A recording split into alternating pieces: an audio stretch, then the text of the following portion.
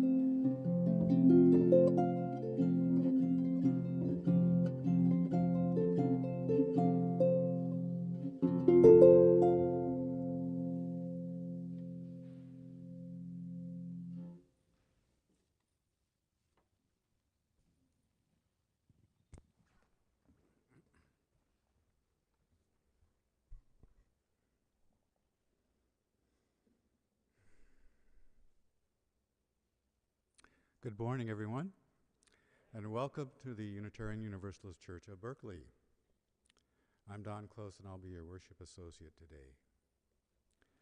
This is a welcoming community, and we are always working on how to better welcome and care for one another. If this is your first time here, we're so glad you've come. And whoever you are, we welcome you in the fullness of who you are. As we begin, let's take a moment to acknowledge that this church occupies land in Huichin, the unceded territory of the Chochenyo-speaking Ohlone people. We understand that we continue to benefit from the seizure and occupation of this land. We acknowledge and embrace our responsibility to take restorative action.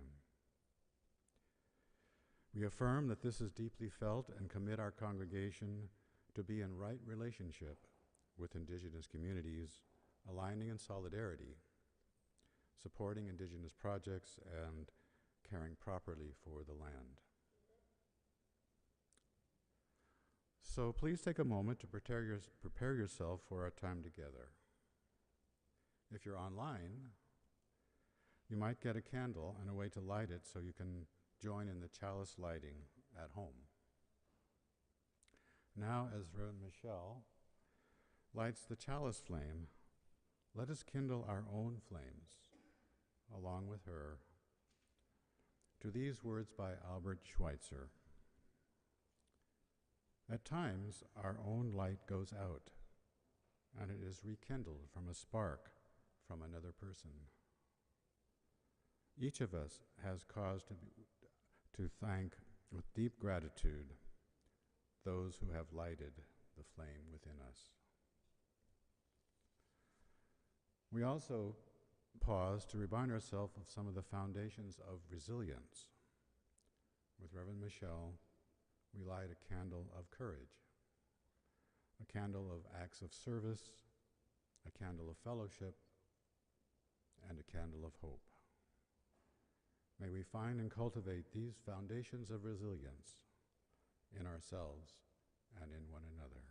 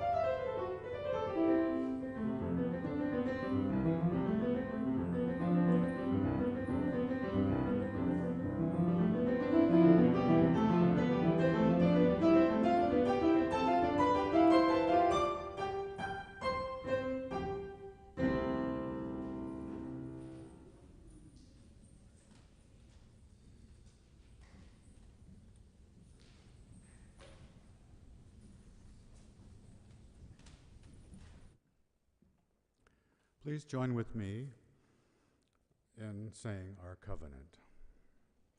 Love guides this church. The quest for truth and justice is its common purpose. To give thanks, listen deeply, speak with care, honor our differences, and seek and grant forgiveness. These things we covenant with one another. Now please join us in singing our opening song, There's a River Flowing in My Soul. The words will be on the screen.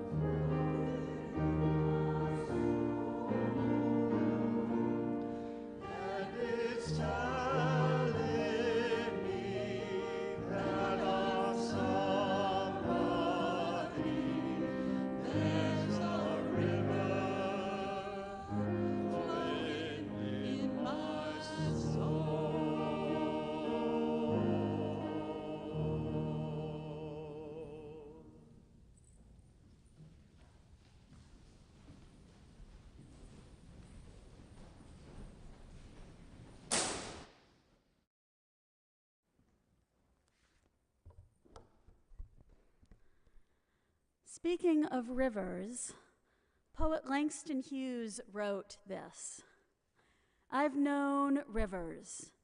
I've known rivers ancient as the world and older than the flow of human blood in human veins. My soul has grown deep like the rivers. I bathed in the Euphrates when dawns were young. I built my hut near the Congo and it lulled me to sleep.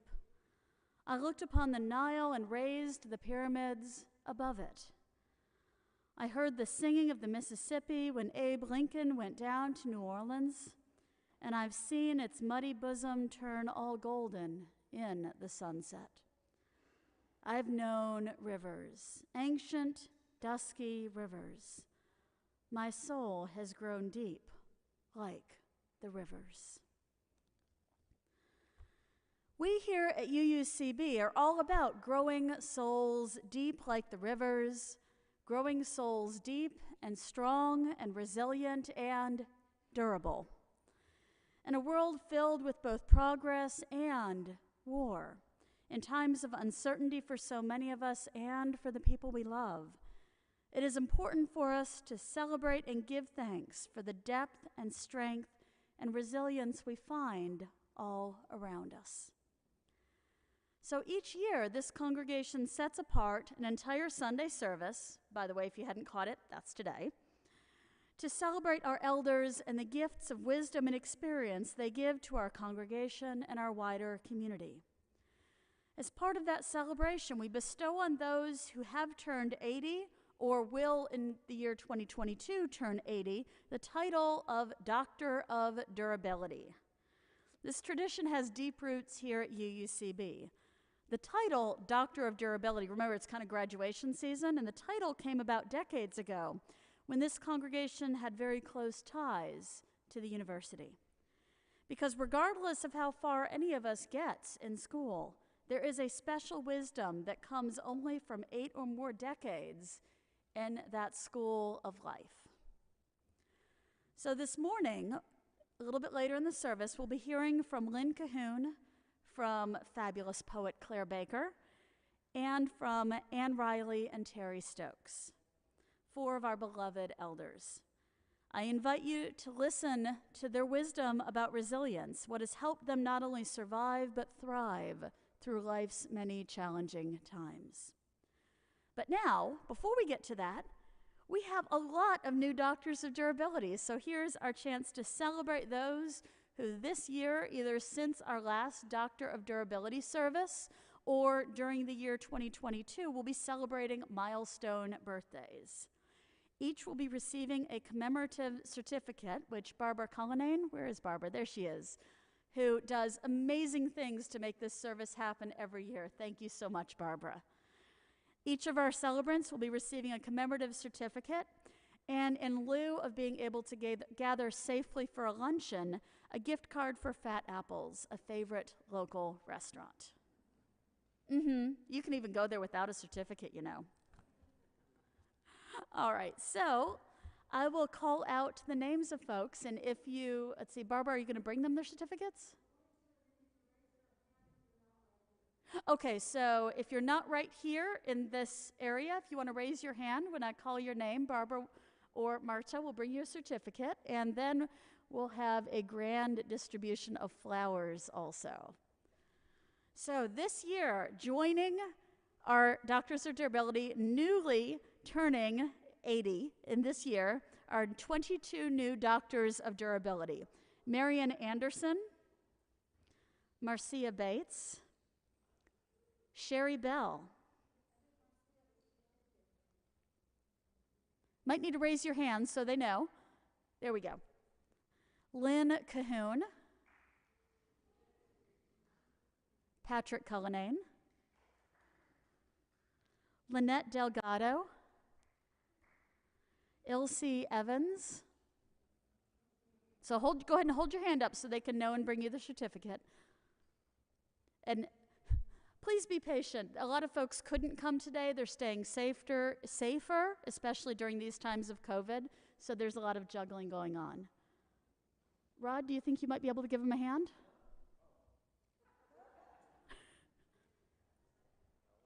So let's see, that was Jim Evans, Eileen Homan, Megan Kirschbaum, Don Close. Don, are you hiding in the back? There he is. Gabriella Kramer, Bill Murphy, Meredith Murphy, Ira Nelkin, Sandy Nixon, Daniel Schmidt, Craig Scott, Dick Sherman, Tricia Sullivan, Barbara Weissman, and Ray Westergaard. That's our newest Doctors of Durability. Let's give them a hand.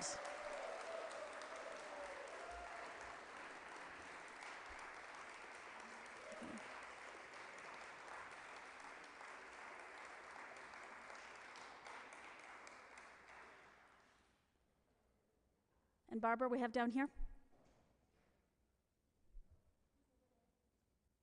Raise your hand again. Oh, Ray, I think I've got you on a later list. Yes. Yes, you're in a later list. You have more durability. So isn't that fabulous, all this wisdom and durability we have here? But that's not all.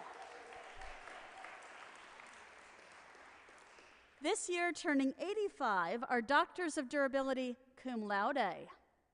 8 folks joining and upgrading to Doctors of Durability cum laude. Jean Bassel, Mark Haight Daly, Elaine Dawkins, Anne Riley, Roberta Shaw, Terry Stokes, Monica Thyberg, and Gil Weissman.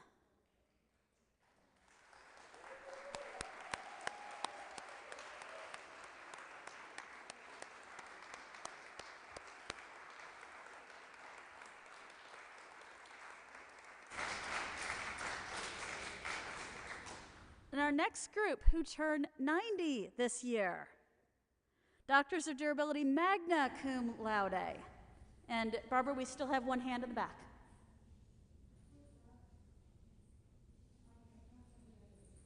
Who is it? Monica. It's hard to see with masks, thank you. So, okay, 6 folks turning 90 this year, Doctors of Durability magna cum laude. Joseph Adler, Uli Hanley, Jane Lundeen, Ray Nelson, Mary Pugh, and Connie Pyle.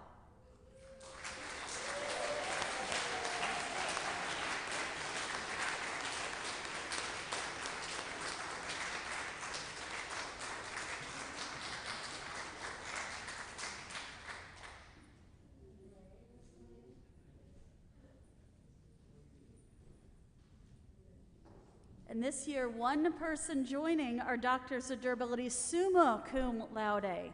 Turning 95 this year, the amazing Claire Baker.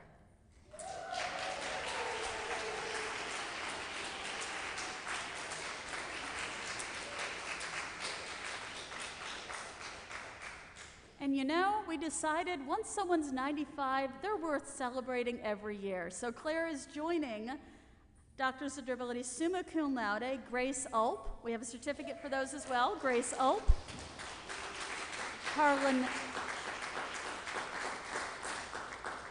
Harlan Hayden.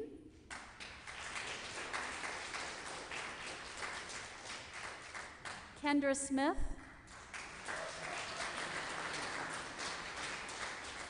And at 101 years old, Joan Yates. So yeah, let's give them all a hand, and thanks for their sharing of their wisdom and durability.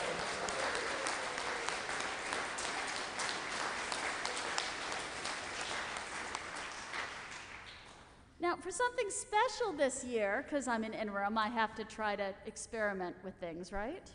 For something special, I thought it would be good for us to hear from those who are still early in their studies of durability. So I'm going to be leaving with the children and youth now, and we'll be back later in the service to share some of their thoughts on durability with you. But before we go, and I think I might need some children of many ages to help with this, we have more flowers to distribute. So, who can I conscript for help? Oh yes, I'll get y'all. Stephanie, can I get you? Let's see, who else? Let me get a few volunteers to come up to help out with some flowers. We're going to be handing out, Barbara's got a bunch of carnations down here. So if you are one of our existing Doctors of Durability, raise your hand and go ahead and hand them out to the folks with hands raised and anyone else you want to. Awesome.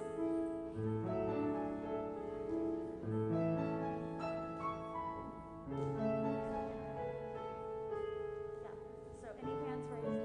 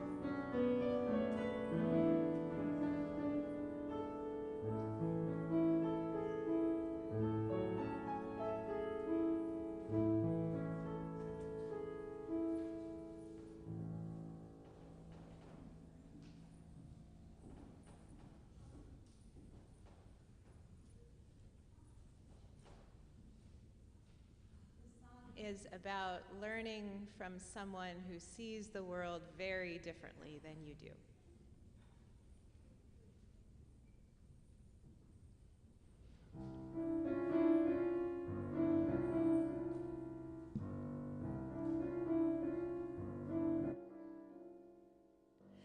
Let me see the world with clouds. Take me to the world. Take me to the push through crowds. Take me to the world. A world that smiles with streets instead of aisles, where I can walk for miles with you. Take me to the world that's real. Show me how it's done. Teach me how to laugh, to feel. Move me to the sun. Just hold my hand whenever we arrive. Take me to the world where I can be alive.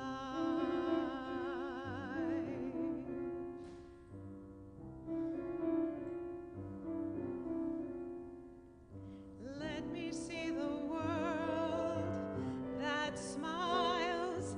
Take me to the world somewhere I can walk for miles. Take me to the world with all around things growing in the ground, where birds that make a sound are birds.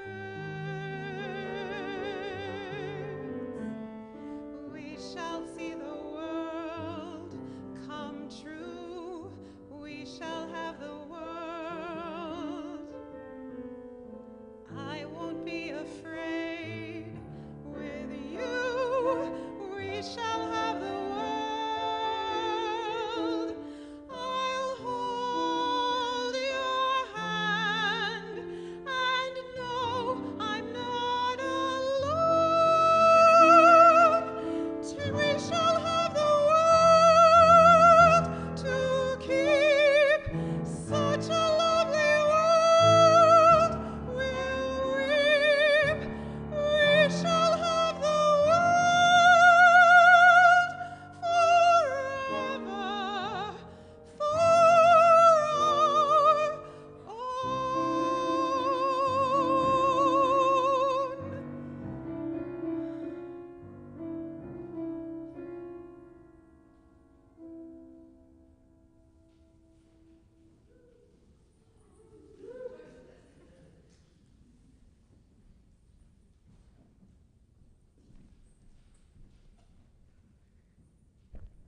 So beautiful. Thank you, Michelle and Brian.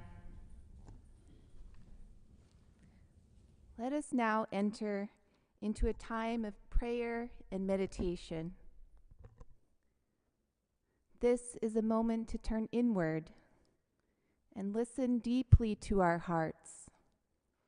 And it is a time to express care for one another.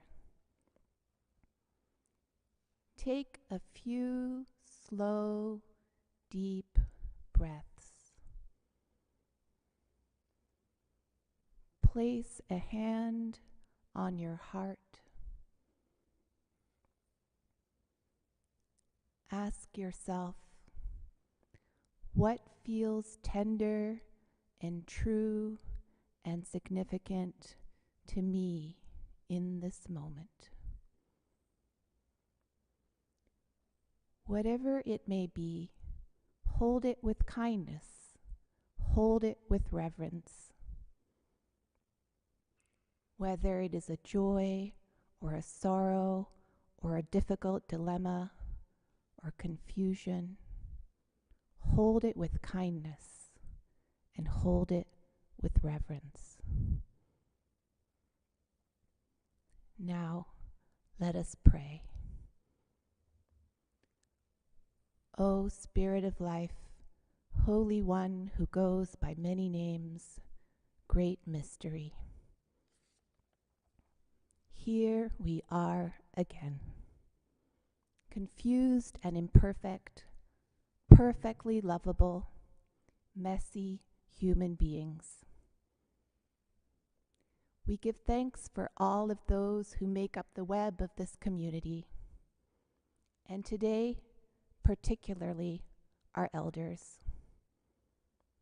We give thanks for all of those who are doing the best they can in their corner of the world. We mourn with you and everyone who is afraid, displaced, grieving, and suffering. As our hearts break for the multitude of problems in the world, we recommit to a life of compassion, a life of compassion that's balanced with equanimity. For let us not get swallowed by the fear of the future.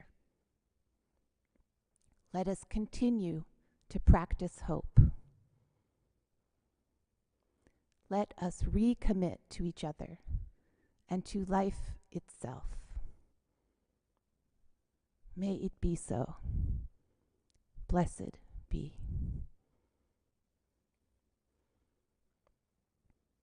Now, as we enter into a moment of silence, I invite you to share any joys or sorrows or significant milestones out loud or in the chat.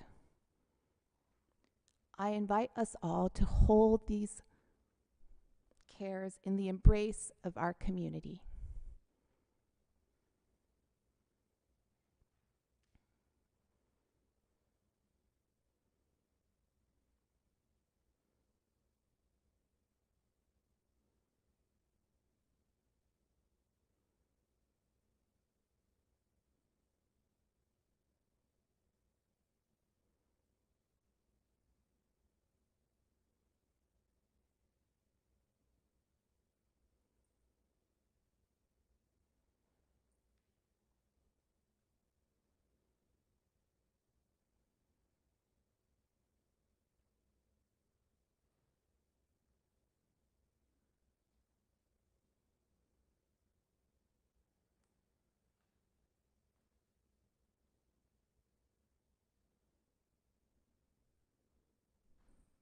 We hold it all and bless it with kindness.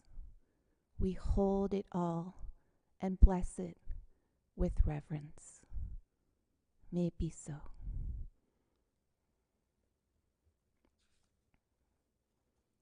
And now please join us in singing hymn number 6, Just as Long as I Have Breath.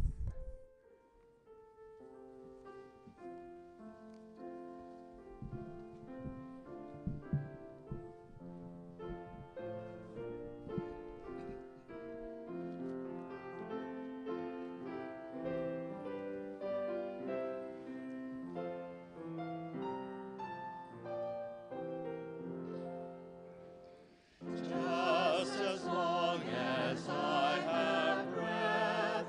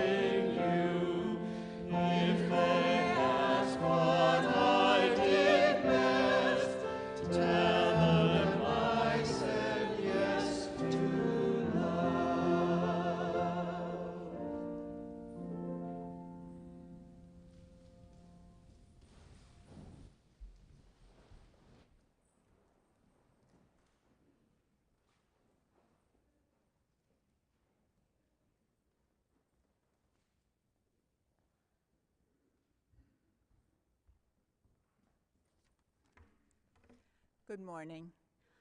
I'm Lynn Cahoon, and I have 4 minutes to explain durability and resilience.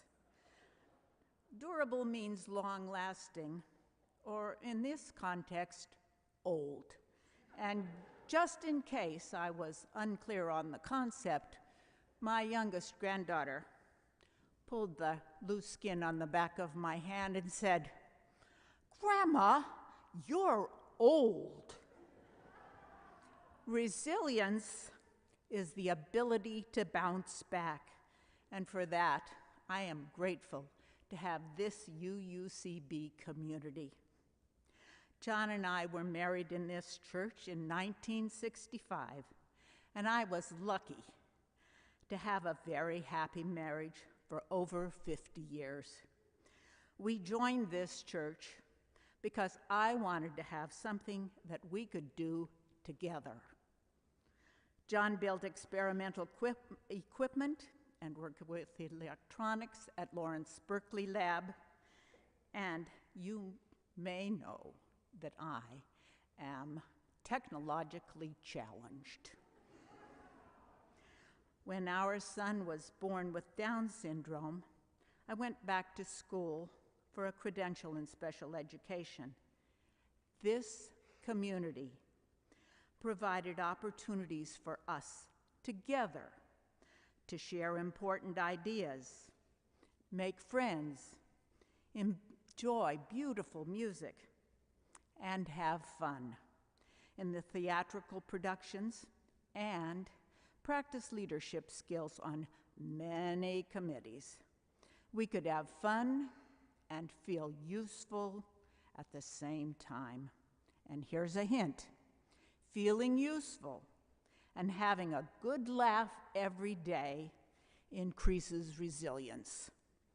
6 years ago, when John was dying of multiple myeloma, that's blood cancer, it was folks from this church who rallied round, who came to sit with him so that I could safely go on errands. And when he died, it was to this church that I came to collect hugs and comfort.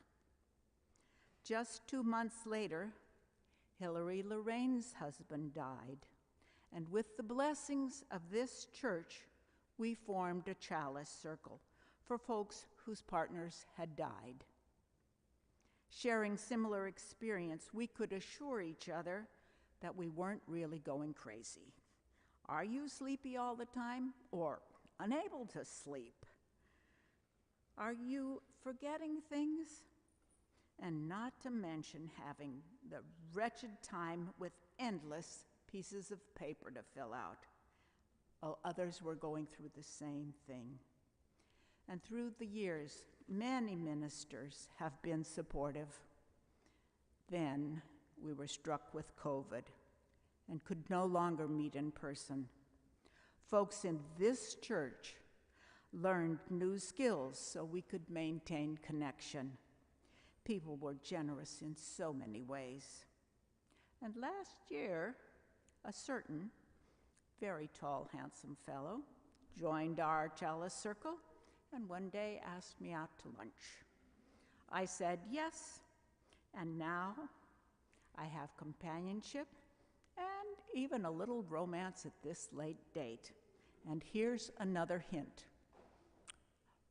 Companionship and romance increases resilience.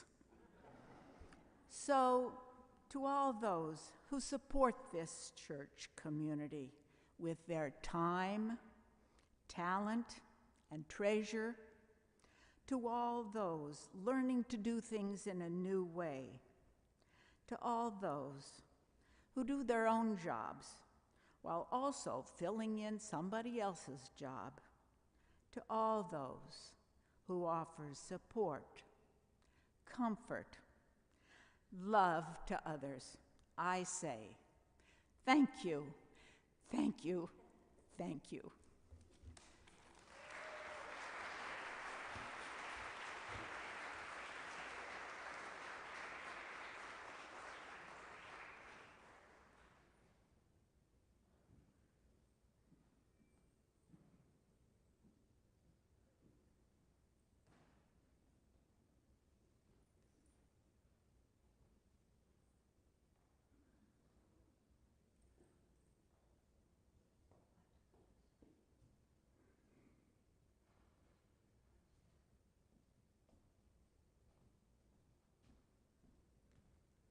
we didn't faint back there. Thank you, Linda. Now, they said to put it, yeah. Oh.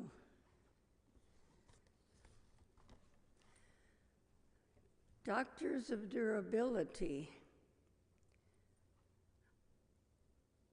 I've been a free spirit in my life, and when things got rough, somehow I had poetry. So I have written 3 or 4 poems on the subject of aging and how to play with it in a way. Can you hear me okay? Good. Rehearsal. We elders have a right to walk wobbly, twirl our canes, nibble nasturtiums and vanilla pudding, and sigh expectantly when peace doves start picking open heaven's lock. We heard that straw placed in a manger for a homeless baby Jesus dried into 7 shades of green, that only a rare individual is born into a stable environment. We elders live stoically and heroically by holding fantasy and reality in give and take balance on life's universal seesaw. We go up and down, relishing the ride, letting our wrinkles lead the way. We make it okay to act nutty and know it's no act. We tried Ulysses, but found it useless. Better now to begin our own memoir. In a nutshell, we elders aim to read between the roaring lions, inhale slower and deeper than lungs have ever, then relax onto plush pillows in paradise. That's rehearsal, getting ready.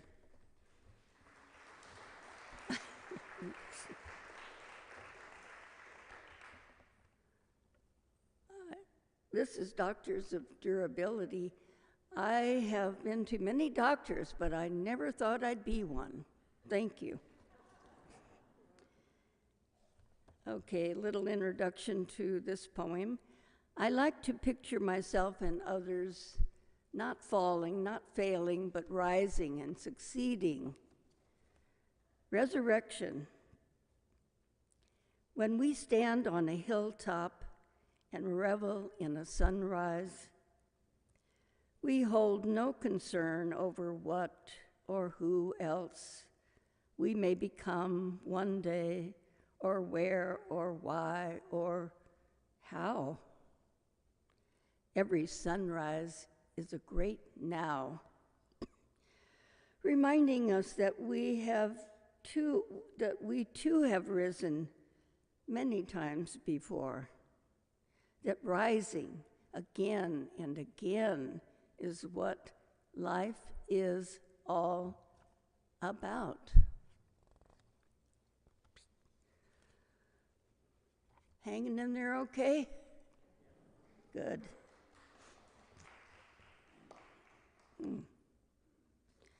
I was going to drop this one, but I think I'll include it because I'm kind of naughty anyway. I say, why not compromise and get along?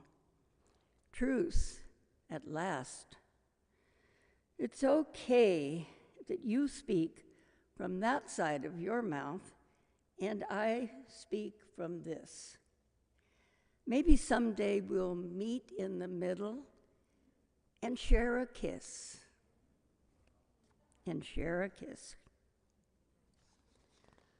Moving right along. Moving right along. We're all in this together. Should a star fall into our hands, we need not place it back into the sky. If we must break new ground, why not start with the land on which we stand? If we feel we are on our way, yet we haven't moved an inch, we are on our way.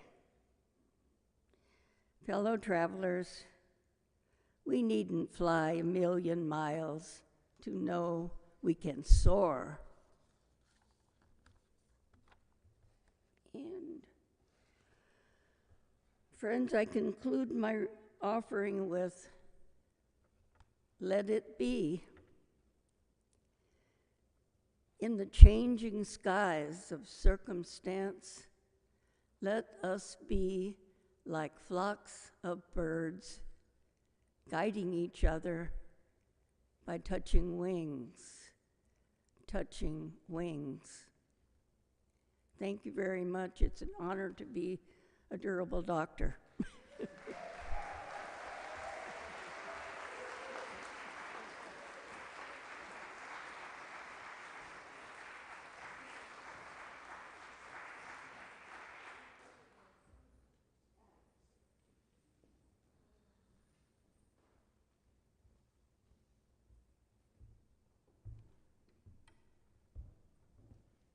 Do you want to be on that side? No, No, I want to be right here.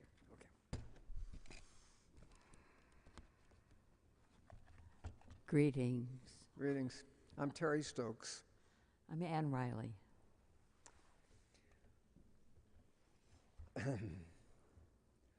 On the morning of January 1st, 2005, my life was turned upside down and suddenly shaken to its very core. I got a call from my son, Chris, saying he had been diagnosed with brain cancer, a glioblastoma, one of the most incurable virulent forms of this dreadful disease. I dropped everything and flew from Los Angeles to DC to be with Chris's side for the surgery he had opted to undergo. After he was stabilized, I flew home to tie up a few loose ends and then returned to DC in early March to be Chris's full-time caregiver, and thus began the longest, most stressful months of my life. Chris's wife, Allie, took on the job of caring for Kate and Margaret, their 8-year-old daughters. I had the 24/7 task of looking after Chris, getting him bathed and dressed, escorting him to and from his chemo and radiation sessions, shopping, picking up his relatives and friends who were flying in and out of Dulles from all over the world to visit him. In early June 2005, I heard from my high school prom date that there was to be a 50th high school reunion in September. Well, it would mean a trip to New York by plane and a stay at some big hotel. But I was curious. I think it was sometime in late September that my wife of nearly 20 years filed for divorce. I was reeling and staggering. Chris and Allie suggested that I take a break, so I arranged a long weekend visit with my brother, who lived in Pleasantville.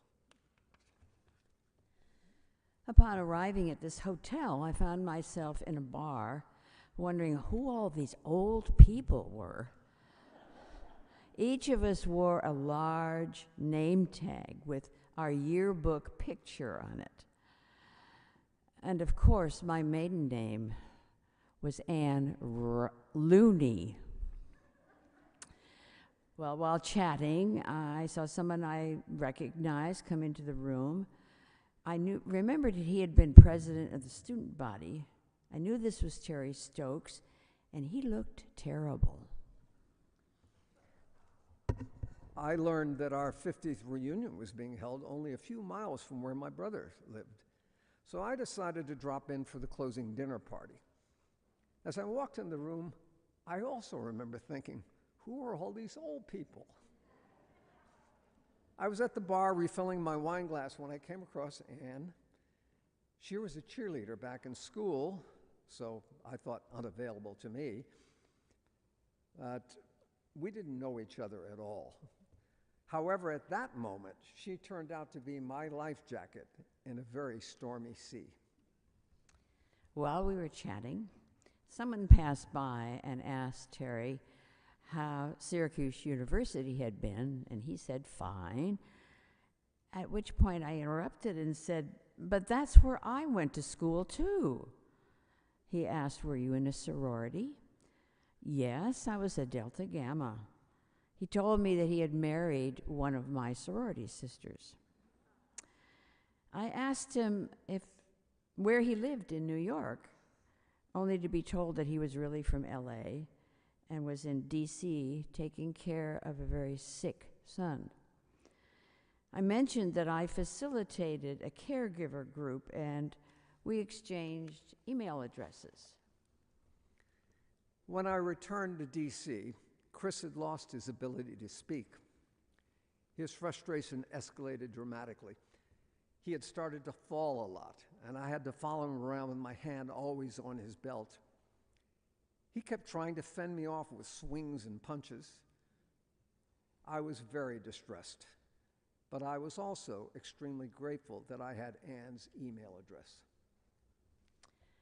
So I answered his emails, and I assured him that Chris's angry responses were typical of a patient who trusted his caregiver. Chris was taking it out on Terry because of his own medical deteriorating situation. He knew that his father would never abandon him. Chris passed on November 22nd, 2005. He was 44 years of age. When I got back to LA, I needed some healing myself, so I drove my RV up to my healing place in Carmel. One day, I emailed Anne and invited her down for a visit so I could show her how grateful I was for all her feedback and help. I can tell you that I wouldn't have made it through those last few months without her. I asked if we could meet in Carmel. And at this point, of course, I was reiterating my motto of several years after 3 failure of marriages. I am done with men. But it seems I took this risk and I leapt. We spent 4 days there and found that we really liked each other and that we had many shared interests and experiences. He asked about my shamanic practice and showed some interest in learning how to make the shamanic journey. So we decided we'd try a little longer stretch of time together. A clinical love trial, if you will. If it was not going to work, we'd find out pretty quickly. But it was working, and beautifully. One Sunday morning, I came into the kitchen. Anne was eating breakfast all dressed up fancy-like, and I said, "Yeah, you look like you're going to church." Me, always the wise guy with wisecracks. And she said, "I am. Do you want to come and join me?" Shut my mouth. I was taken aback. I hadn't set foot in a church in well over 50 years, except for a wedding or two, and I knew this moment could be a deal breaker. My last religious experiences had not been very pleasant. Was this lady a religious fanatic? An evangelical? If so, I might have to run for cover, and I was already planning my escape route when I found these words tumbling out of my mouth, and I agreed to go with her. I had been a UUCB member for many years. I was a soprano in the choir and a worship associate and a storyteller. But that morning, I took Terry to UUCB, and that's where he really fell in love. Barbara and Bill Holloway were in the pulpit that day, and they were not talking about fire and brimstone and how the only way we could get into heaven was by being a UU. No, they were talking about social justice and helping people in need, issues I cared about and still feel deeply about. And then I heard Luminescence with Brian Baker conducting, and I was hooked. Barbara and Bill married us out in the church patio on April 26, 2008, and we're just recently celebrating our 14th wedding anniversary. 2 lives turned upside down. Through the unthinkable tragedy of losing a child, I found the love of my life. And this compassionate, welcoming, spiritual community of UUCB. We have been truly blessed. Thank you.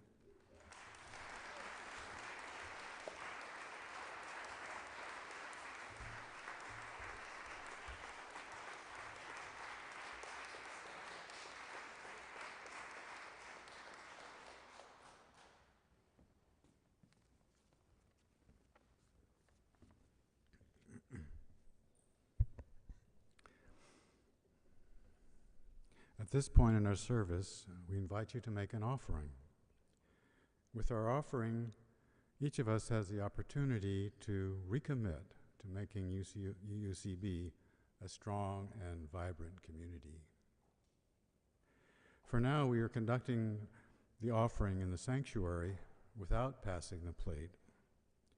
Instead, you can either give electronically, or you can take a donation envelope from the back of the pew in front of you and place it with your donation into the donation box which sits beside the fountain in the atrium. There are several ways you could give electronically. You can take, if you look at the back of your name tag, there is a QR code and a web address that will take you to our giving page, and also a number that you can use to give a text, give via a text. For you at home, directions for giving will appear on the screen. And for everyone, please indicate pledge or plate. We support our wonderful Good Neighbor organizations through our plate offerings. Each week, half our plate offering is shared with a Good Neighbor organization recommended by our Social Justice Council. We are grateful that you have continued to practice generosity with our good neighbors through these very hard times. This month, our good neighbor is the Berkeley Food and Housing Project. Believing that everyone has the right to affordable housing and healthy food to eat, the Berkeley Food and Housing Project's vision is to ease and end the crisis of homelessness in our communities. They live out their mission by providing emergency food and shelter, transitional housing, rapid rehousing, and permanent supportive housing with support services to individuals and families experiencing homelessness. Offerings of any value are always received with gratitude. Thank you.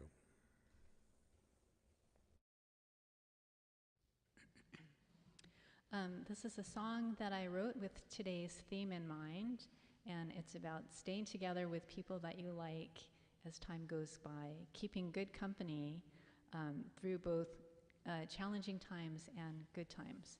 And I was hoping to write a song that sounded old-fashioned, but when I finished it, I thought, gosh, I hope it doesn't sound too old-fashioned.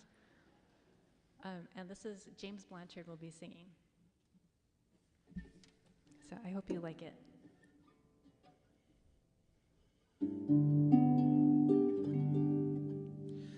Sweet summer days are coming soon. Listen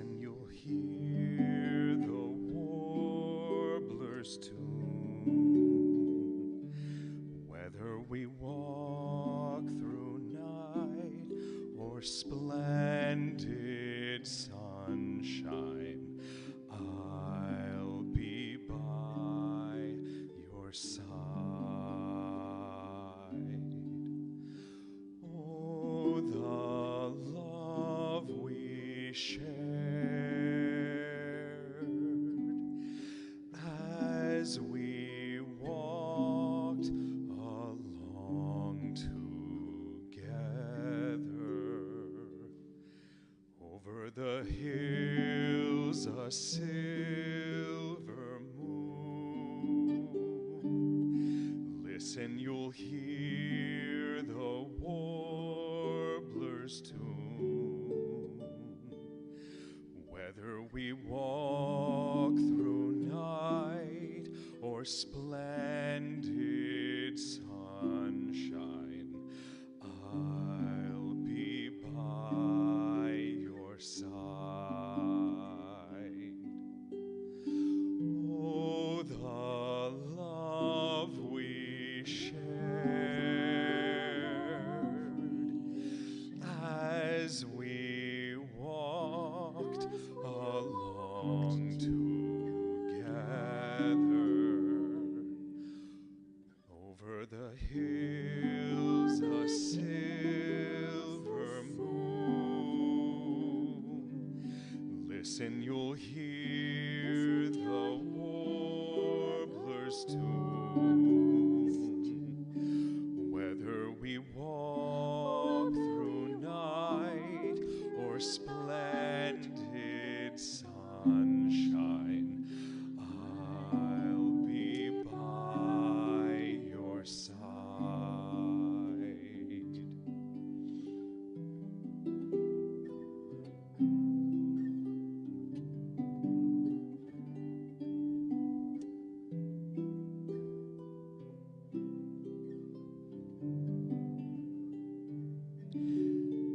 Sweet summer days are coming soon.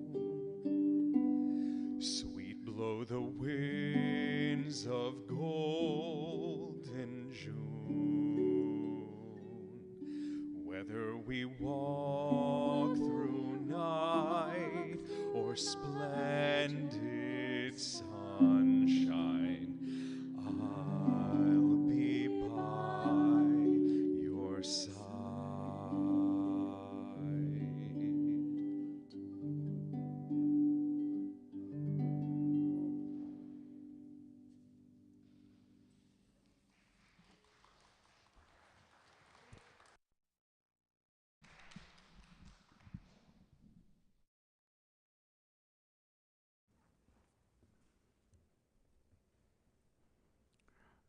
Please join me in dedicating the offering.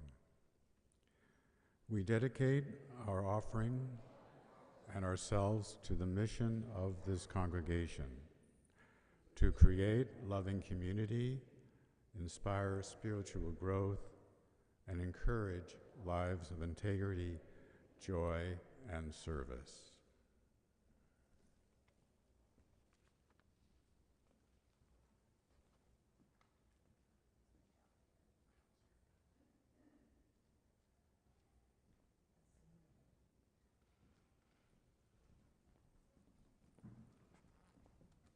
I think Michelle is on her way. Let's sing our last hymn now, and that will bring her in, I'm sure. So as you are comfortable, can we get to the hymn? Yay. As you're comfortable, please join in singing. If you want to stand up, great. If you'd like to sit, that's great.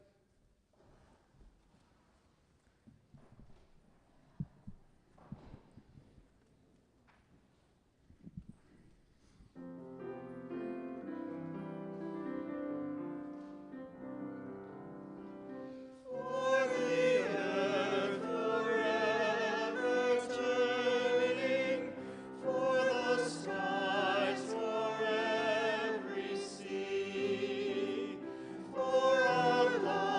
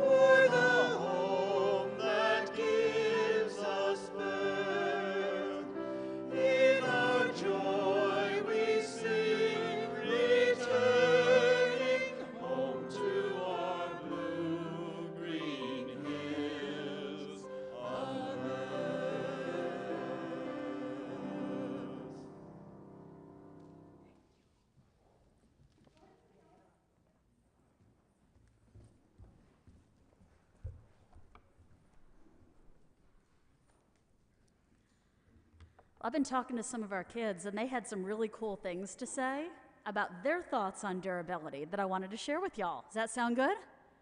All right. They won't take too long, don't worry. So, what do they do when they feel bad about what's going on? They talk to family, cry. Crying is great. Therapy and counseling, and they did note that gay counselors are the best. Talk with friends, because it feels good to have someone agree with you and not debate back at you. Sing, write, and dance. Go into their room, turn the music way up, and dance till they feel better. And talk to your dog or cats. They're really good listeners. And one of them says in their family, their dog is actually called the morale officer. And by the way, that dog, the morale officer, that dog's name is Zen. Isn't that fabulous? So ask them if they could go back and tell their 4-year-old self something. What would they tell their 4-year-old self? It's a really good question to think about. We go back in time, theoretical question. Okay, stop wearing skirts. Don't wear cleats to school. That sounds like somebody learned the hard way on that one. Actually, change your entire wardrobe, and don't get that bob haircut that you're thinking of getting. But then ask them, what about before the pandemic? If they could go back to themselves right before the pandemic and tell themselves something. Go buy a mask. Actually, buy a bunch. You're going to need them. It's not going to last just 3 weeks. Don't do gymnastics on a driveway. It's hard. You'll get hurt. Spend more time roller skating. Start practicing homeschool now. And last, be prepared for it not to be okay for a while. And we also talked about what happens when they make mistakes. The youngest one that I was talking to said that they tell themselves it's just a mistake, and mistakes help you learn. How many of us are good at telling ourselves that? Not me. Yeah, not me. Crying helps. Depending on what it is, keep practicing until you get it right. If you color outside the lines, then just color over it with another color. That works. Find ways to calm down, and last, remind yourself there's always an alternative, even if it's hard to find. Resilience and durability.